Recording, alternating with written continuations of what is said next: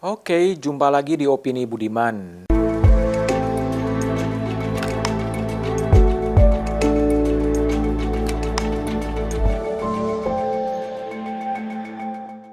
Prahara terus terjadi di KPK, Lembaga Anti Korupsi. Ternyata terjadi pungli, menjenguk tahanan ternyata dikomersialisasi.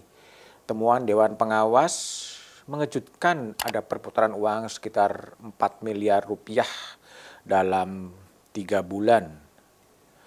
Dalam pungli di rutan KPK, bukan hanya pungli sebetulnya, tapi juga ada suara-suara soal pelecehan seksual antara petugas dan kerabat dari orang yang ditahan di KPK. Masih belum cukup dengan prahara-praharja yang terjadi, ada juga dugaan manipulasi uang dinas yang dilakukan oleh pegawai KPK yang jumlahnya 500 juta rupiah.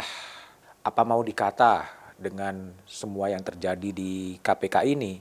KPK adalah lembaga yang disegani di era reformasi yang dibangun karena gerakan reformasi pada tahun 1998. Tampaknya lembaga ini sedang sakit parah, marwahnya terus melapuk, integritasnya meredup, kejujuran yang selama ini diagungkan mulai memudar. Mengapa semua ini terjadi? Ada beberapa pandangan, paling tidak 2 pandangan di sana. Yang pertama, melapuknya KPK diakibatkan karena perubahan Undang-Undang KPK. Pada Desember 2019, DPR merevisi Undang-Undang KPK dan menempatkan KPK sebagai dalam kekuasaan rumpun eksekutif. Pegawainya menjadi aparatur sipil negara. Kewenangannya dipreteli. Itu satu pandangan. Pandangan kedua paling tidak disampaikan oleh anggota Komisi 3 DPR Arsul Sani kepada saya di satu meja. Arsul mengatakan demikian, meski undang-undangnya buruk, kalaulah undang-undangnya buruk, tapi kalau aktor-aktornya baik maka hasilnya akan baik. Artinya Mas Arsul Sani lebih melihat bahwa ada aktor, ada kepemimpinan yang ada di KPK sebagai satu masalah. Tapi bagi saya bisa saja dua-duanya memang bermasalah. Gejala ini sungguh-sungguh memprihatinkan sebetulnya. Terbongkarnya pungli di KPK menunjukkan bahwa kejujuran itu memang telah hilang. Kredibilitas KPK sungguh-sungguh meredup. Padahal KPK dibangun dalam sebuah latar belakang suasana politik bahwa reformasi penegakan hukum hanya bisa dilakukan kalau memang menggunakan sapu yang bersih. Lantai kotor tidak mungkin dibersihkan oleh sapu yang kotor. Pada waktu itu KPK dianggap sebagai sapu yang bersih yang bisa membersihkan lantai yang kotor. Tapi itulah yang terjadi. Dulu KPK memang bersih, sekarang KPK sama kotornya. Integritas KPK tercederai. Lalu mau apa?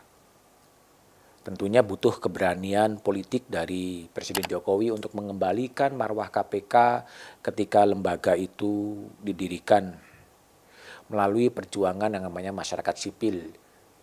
Pada sebuah masa ketika KPK diserang secara politik, masyarakat sipil datang untuk membela. Mengapa kini kemudian masyarakat sipil justru menjauh dari KPK? Ada satu dugaan, karena KPK sudah menjadi alat dari kekuasaan politik. Kita coba lihat satu persatu kejadian pasca revisi Undang-Undang KPK yang mengarah pada pelapukan kelembagaan. Ada seleksi yang berujung pada pemecatan dari sejumlah pegawai KPK yang dianggap tidak lolos tes wawasan kebangsaan. Jumlahnya 57 orang. Setelah dinyatakan tidak lolos, kemudian Presiden Jokowi kemudian memerintahkan kepada Kapolri untuk merekrut 57 pegawai yang tidak lolos tes wawasan kebangsaan, itu kemudian menjadi aparatur sipil negara di Polri. Ini adalah kejanggalan. Yang kedua juga muncul kisruh di dalam tubuh KPK ketika Ketua KPK Firly Bahuri mengembalikan Irjen Karyoto dan Brigjen Endar. Alasannya dikembalikan karena masa dinasnya habis, sementara Kapolri mengatakan belum habis. Karyoto memang dikembalikan dan kemudian Karyoto dipromosikan sebagai Kapolda Metro Jaya. Muncul lagi penyelidik KPK yang memperdagangkan perkara. Komisioner KPK yang kemudian mengundurkan diri sebelum sidang etik dijatuhkan. Muncul dugaan bocornya dokumen penyelidikan dari sebuah departemen.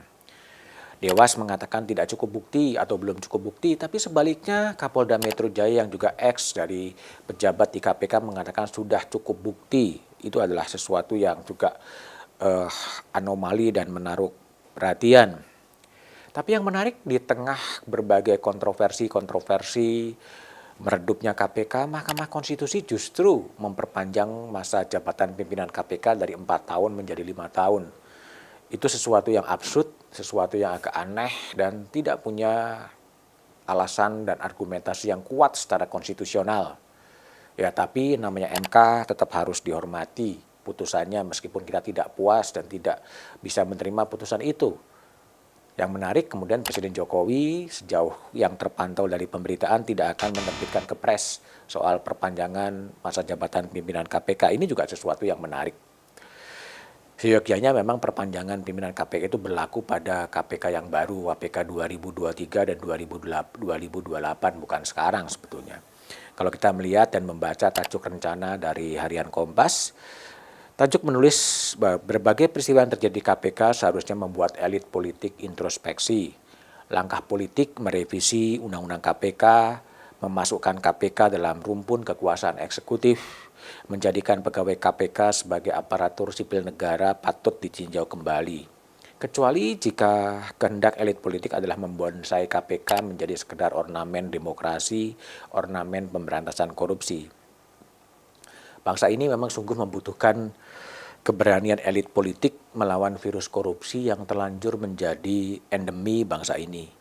Pada sisi lain, lembaga anti rasuah melapuk, RUU perampasan aset dibiarkan mangkrak di DPR, vonis untuk koruptor diberi diskon besar-besaran.